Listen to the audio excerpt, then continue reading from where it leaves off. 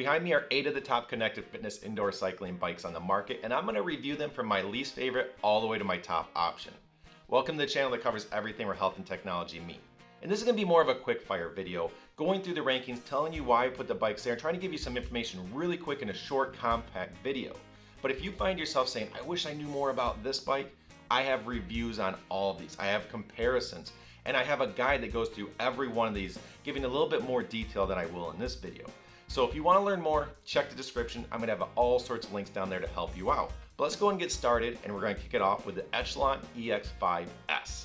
And the reason I placed it last on my list is for a couple reasons. And first is when I got mine, it had issues right away. And when I engaged support, they didn't really see it through. They didn't resolve the issue. They tried a couple things and then just washed their hands of it, and I had a broke bike. So that was a little frustrating, and since then, I've had multiple comments saying that people had the exact same experience. So it's a little hard for me to recommend a bike when you feel like the support isn't there and the product is having problems right out of the gate. Second to that, I consider this bike a mini Peloton, meaning it's really designed to be like a Peloton. The same Peloton experience, but maybe a couple steps down. Now, if you're gonna save a significant amount of money, you're like, hey, I got a bike that's close to the Peloton. It does a lot of the same stuff. It's a little bit of a step down, but I saved a ton of money. Well, then I understand. But if the price isn't a huge savings, which I don't think it is right now, I'd rather spend a little more and just get the product that is end-to-end a lot better.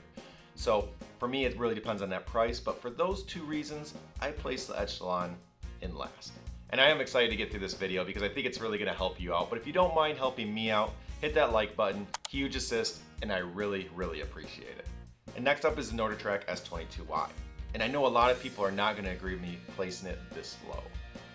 But when I look over my comment section, which is a huge source of wealth and what people are experiencing, generally when I look at most bikes, it's pretty positive. People are like, hey, I like this bike, I like what it does, and the reasons I bought it turned out to play out well. I enjoy those things, I'm glad I made the decision. But with NordicTrack, it's very divided. You have a huge group of people that say, I love it. I bought it for these reasons, I love it. But you have a large and a much larger portion of people compared to my other videos that just say problem after problem after problem. So it's hard for me to get behind a bike that seems to have more issues than the rest. And I ran into those myself as well. But I will say, from what I'm hearing, even though they still call it the S22i, there's a couple models floating around out there. There's like a 2017 version and a 2020. And hopefully on the 2020 version, they fix some things. It's less likely to break. It's just maybe a little bit more well built. So if that's the case, because I do have the older one, maybe they have resolved a lot of issues and it's a much better bike now. But my experience, and from what I see in the comments, it's just too much for me to say I can move this higher. But the new model, and if they improve some of those customer service angles, it could be a lot better bike. So over time, we'll see what happens. But if I do this review in a year, I would not be surprised at all if the rankings are completely different. These bikes are all based on software and they can all change dramatically. But next up is the Soulcycle. And I know a lot of people aren't gonna agree with this one either, because from a bike perspective, the hardware itself, the bike you get on, it's a very well built bike. You're getting a quality bike that can really test you and compares to the very top options. My concern at this point is it's priced at the very top. This is one of the most expensive options. And when you compare it to the other top tier, or at least what I think are the top bikes, it just doesn't do as much right now. You don't get as much for your money. There just doesn't seem like the value is there. You know, you get the rides, and they're very good at what they do with their rides. And if you love that Soulcycle vibe and how they construct their rides, well, this might be the #1 option for you. It's just a perfect match for your riding style. And if that's the case, move it to #1 on your list. Because a lot of times it's about identifying how you pair to the bike. What are your interests, and how does that work on this bike that you're thinking about? But considering it just doesn't do as much, when you look at the other bikes and they do this, that, you can mix it up. If you got bored of doing one thing, you have another option. But with this bike, as of this moment, it's those studio rides, and that's about it. Now, a lot of people might say, well, it's new to the market. You can't blame them. They're a little less mature. They just haven't had time to develop things.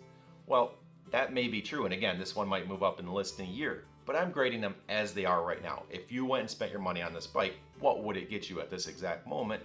And that's why I put this one lower. I just feel like while it's a great bike, unless you love that functionality or how they build those rides, you just don't get as much for your money. And it makes it hard for me to justify ranking it really high. Next up is the Proform Studio Pro 22. And this is the other iFit bike. So it's a lot like the S22i and what it's capable of. Now, something I didn't mention with the S22i is that both these bikes have poor return policies, which in my opinion, really makes it hard to, again, recommend either one of these bikes, or at least buying directly from the manufacturer. Because I think with S22i, if you buy it and it's like, say, $2,000, it's going to cost you $500 to send it back, even if it's a problematic unit and it only gave you headaches. That's a lot of money to get a bad product and then say, wow, that didn't work at all, I need to send that back. And it still costs you a lot of money. And I believe the Proform is in the same position where it's going to cost you a lot if you decide to send it back. So that makes me rank both these a little bit lower when you also, again, have the poor support behind it. But I do like this bike a little bit better. It's newer, it seems a little bit more well built. I just feel better on it than I do the S22i. I just feel like I have a better bike under me. It also is a little bit more simplified, so it doesn't have incline decline, which takes away that noise, and that feature just, I don't know, I didn't gravitate towards it. If that to you is a selling point, like I want to feel like I'm going up and down hills, I want that bike to auto change, well, the S22i might go straight up the charts for you.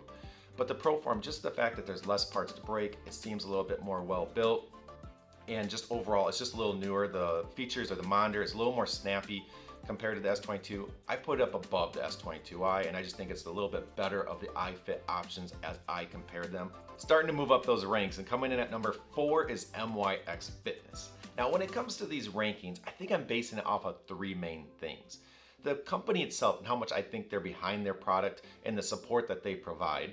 The bike itself, the quality of the build, the user interface, the content they provide, and also how much value you get out of your bike. And that's why I put MYX Fitness at number 4. They don't offer as much. They don't have the same sensors. They don't have the same cool features on the screen.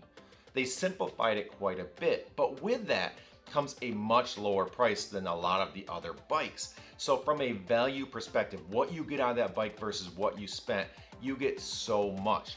Because as long as you don't worry about all those extra features, those aren't necessarily maybe what talk to you, or just the savings and money is worth it to you, you still get a lot of things out of this bike.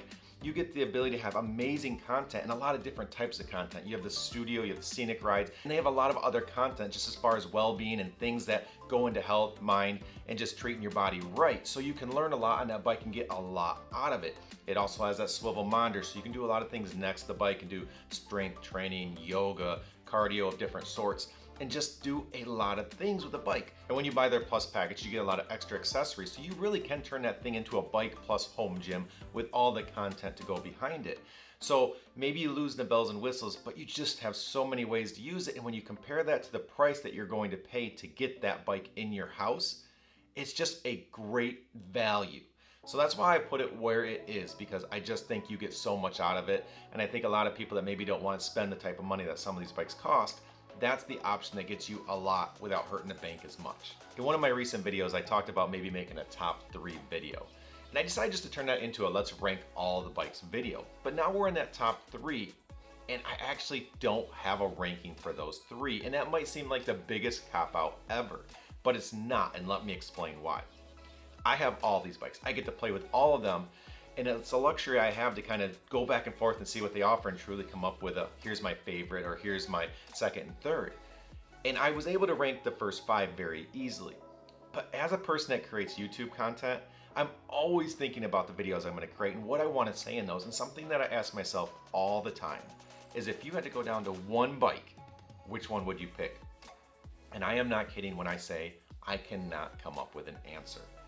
Each one of these bikes, as far as I'm concerned, is a tie.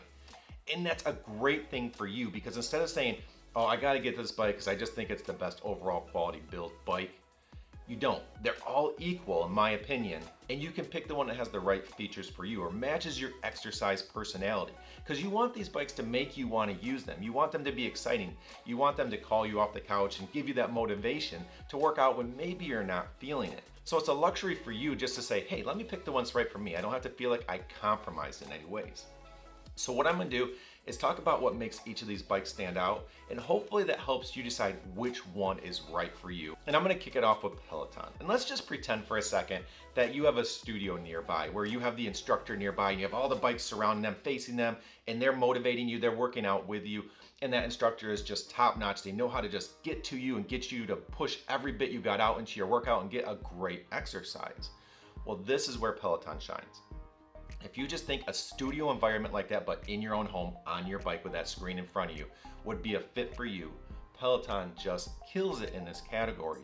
Their instructors are top notch and they have so many that you're gonna be able to find many that you jive with and that are gonna motivate you to just keep coming back and working out your hardest. The user interface is built in a way that just anybody can use it. So even if you're a person that's like, I don't like technology, I don't wanna do it, it's so easy. Just a few different options, you make your selections and you're on your way to working out. So anybody can take advantage of it. And as far as the content goes, they just have so many things built into it that are gonna motivate somebody. They're gonna find ways. There's just so many different things that they show, breakouts they have, things to compete with. Just there are things just flooding at you that make that ride interesting. You find things to gravitate towards, like, oh, I love this part of it.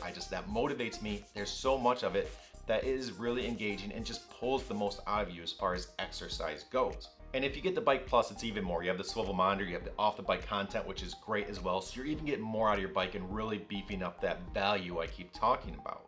But if you're a person that says the studio rides are great, or maybe you don't even like studio-based rides, and you want more ways to use the bike, the Velocore might be the option for you. It just has a lot of other things going on. The studio rides are not as good as the Peloton. They're still good. They're still gonna motivate you and you're gonna get all the things out of that.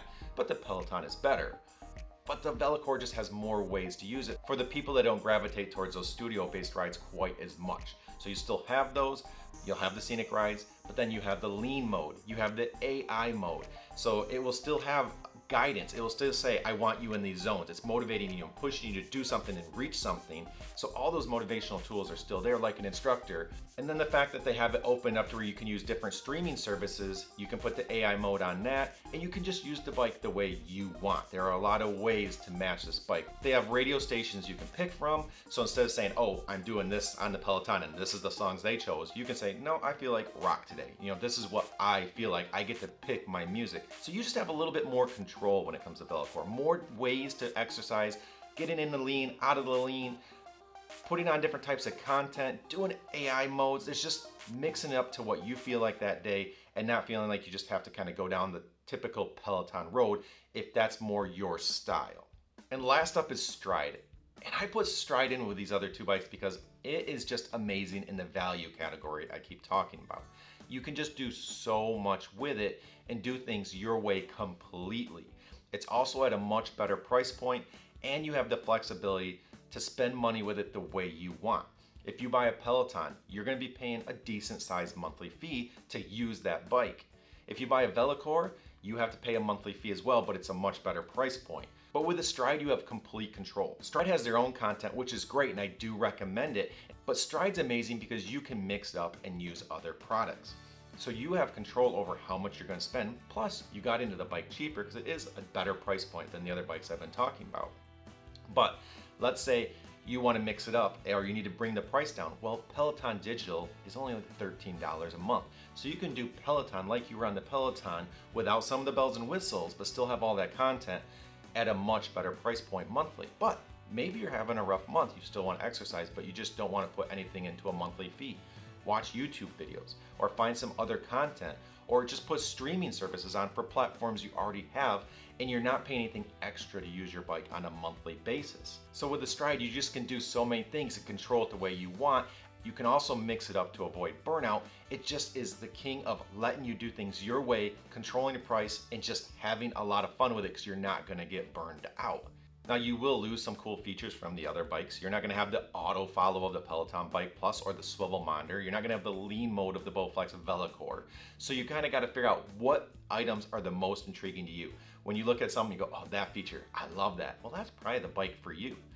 But if you just want to be able to mix up that content and just have tons of fun with it, the Stryde is going to be a great option. And I haven't tested it yet, and I'm going to try to get my hands on it, but I heard they just came out with a swivel adapter, not from Stryde, but an aftermarket company, to where you can add the swivel monitor, so you'll be able to do off-the-bike content as well at a pretty low fee. I don't know what it is off the top of my head, but I'm going to be looking into that, and that would even enhance the value of the Stryde a little bit more. So those are my top three. I hope you didn't feel like it was a cop-out, but they are truly just so amazing each that I'd rather you pick what is the option for you, what you gravitate towards, and what you will love working out on. Because I think all are equal as far as what you get out of them. But if you can, please like the video. I would really appreciate it. Don't forget to subscribe to stay on top of everything where health and technology meet. And until next time, here's to a healthier you, and have a good one.